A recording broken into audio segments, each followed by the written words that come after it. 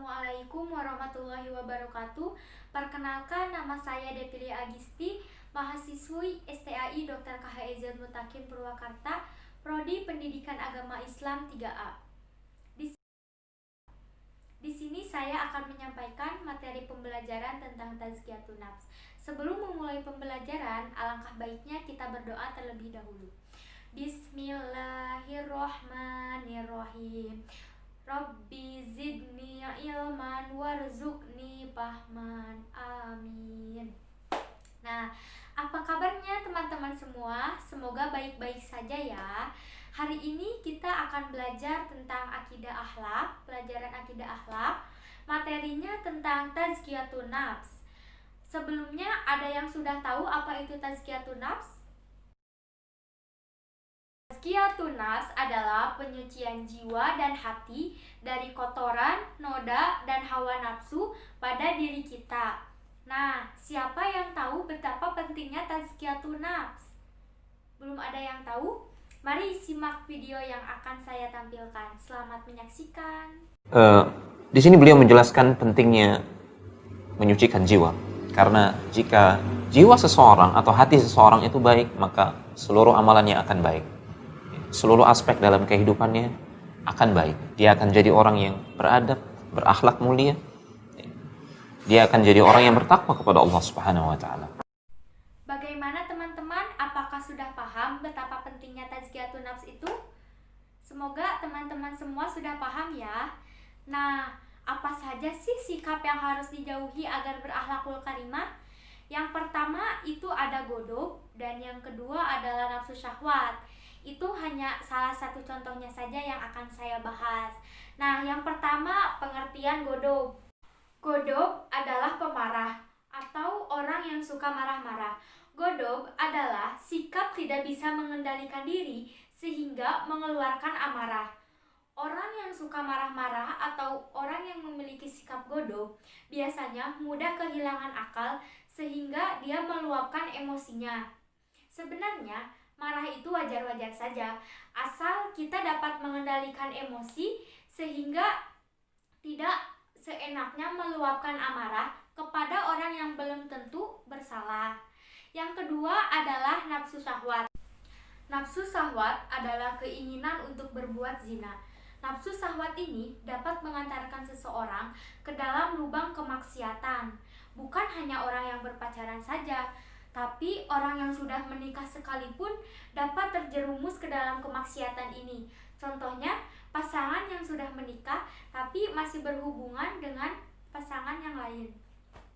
Lalu, apakah ada dalam Al-Quran yang melarang kita untuk memiliki sikap godok atau pemarah itu? Di dalam Al-Quran, dalam surat Al-Imran ayat 134, dijelaskan bahwa kita harus menahan amarah dan harus melakukan kebaikan. Nah, di sini ada contohnya, ada dalilnya. Selain dalil tentang godok, ada juga dalil yang mengharamkan kita untuk berbuat nafsu syahwat atau melakukan zina. Terdapat dalam Quran surat Al-Isra ayat 32 yang artinya, janganlah engkau mendekati zina, sesungguhnya zina adalah perbuatan yang keji. Nah, sudah ada dua dalil yang mengharamkan kita atau melarang kita untuk berbuat godok dan nafsu syahwat. Selanjutnya, apa sih contoh dari godok itu? Ini adalah salah satu contoh orang pemarah. Yang pertama, dia mudah terpancing emosinya. Yang kedua, dia mudah tersinggung. Yang ketiga, dia selalu melakukan tindakan-tindakan yang kasar. Dan yang keempat, dia selalu berkata kasar. Bagaimana? Paham semuanya? Kemudian, jika kita berbuat sesuatu, pasti akan ada dampaknya dong. Nah, saya akan menjelaskan beberapa dampak negatif dari nafsu syahwat dan godok. Yang pertama, nafsu syahwat akan menjerumuskan kita ke dalam kemaksiatan. Yang kedua, jika kita berbuat godok, kita akan menyakiti hati orang lain. Yang ketiga, perbuatan godok dan nafsu syahwat itu dapat merusak hubungan kita dengan orang lain dan dijauhi oleh orang-orang sekitar kita. Yang keempat, godok juga dapat mengundang penyakit dalam tubuh kita. Lebih lengkapnya, mari kita simak video berikut ini. 1. Kemarahan dapat menyebabkan stres dan sedih. 2. Rasa marah dapat menyebabkan peningkatan tekanan darah. 3. Rasa marah dapat menyebabkan seorang terisolasi secara sosial. 4. Kemarahan cenderung membuat Anda mengalami inflamasi dan nyeri otot.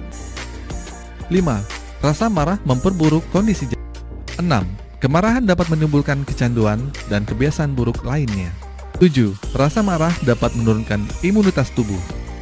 Setelah menyaksikan video dampak dari perbuatan godok, kalian pasti berpikir bagaimana cara menghindarinya. Saya akan menjelaskan beberapa cara tentang menghindari perilaku godok ini. Yang pertama, kita harus sering berwudu. Yang kedua, kita harus sering sholat. Yang ketiga, kita harus sering berzikir dimanapun dan kapanpun.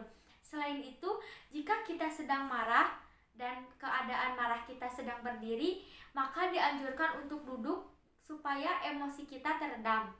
Lalu sering mengucapkan astagfirullah. Untuk lebih jelasnya, saya akan menyertakan video berikut ini. Pertama, fasta'idz billahi minasyaitonir rajim. Istighfar dulu. Minta kepada Allah supaya dijauhkan dari setan.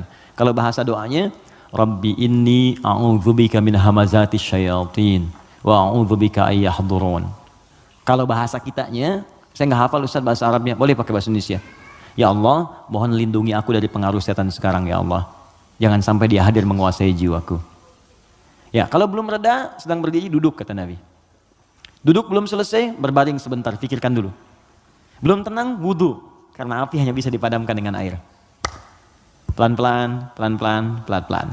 Yang terakhir, kalau belum mempan juga, perhatikan bahasanya, indah sekali. Bagaimana kalau sangat Anda sedang tidak bisa mengontrol ego itu, lalu Anda berbuat maksiat, Anda wafat. Bagaimana teman-teman semua? Setelah mengetahui makna, dalil, dampak, serta cara menghindarinya, semoga teman-teman semua tergerak untuk meninggalkan sikap godok dan nafsu syahwat. Alhamdulillah, pelajaran hari ini telah selesai. Marilah kita mengucapkan alhamdulillah bersama-sama. Alhamdulillahirabbil alamin. Cukup sekian dari saya. Saya pamit undur diri. Assalamualaikum warahmatullahi wabarakatuh.